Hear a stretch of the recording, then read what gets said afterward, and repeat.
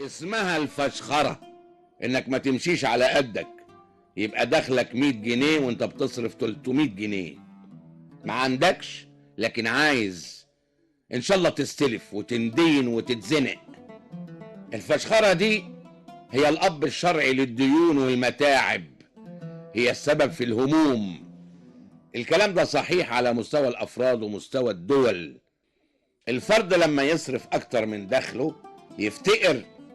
الدولة لما تستورد اكتر ما بتصدر ميزانها التجاري يميل عليه ويقول له ليه طوعتني.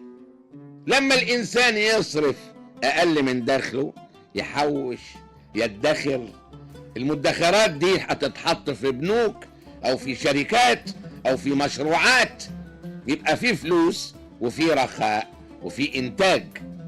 من غير ادخار مفيش تمويل، من غير تمويل مفيش مشروعات. في سكة للسلامة وسكة للندامة وسكة للي يروح ما يرجعش. احنا مع عدم المؤاخذة ماشيين في سكة اللي يروح ما يرجعش، عمالين نزيد وانتاجنا عمال يقل. الناس بتزيد والانتاج بيخس. تيجي ازاي دي؟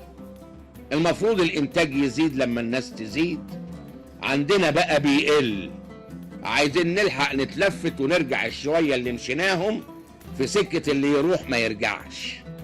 عايزين نرجع من السكة دي ونروح سكة السلامة.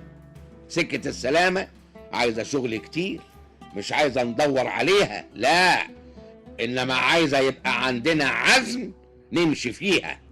ضروري نغير حاجات كتير في حياتنا، ضروري نغير حاجات في نفوسنا وحاجات في قوانيننا وتقاليد في مجتمعنا. ضروري كل ده يتغير علشان احنا نقدر نطلع من البير اللي وقعنا فيه. اهم حاجة ضروري نغيرها في نفسنا مسألة الفشخرة. بلد مديونة وبتستورد تلتين اكلها وفيها عربيات مرسيدس اكتر من اللي في برلين.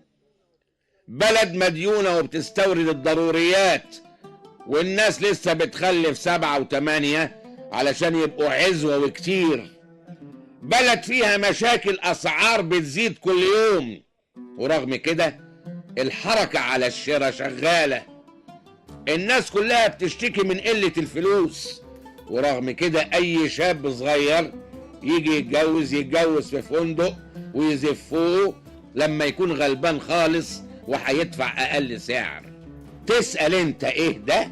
يقول لك يا اخي عايزين نفرح. هو الفرح ما يجيش الا بالفشخرة والصرف اللي هيتصرفوا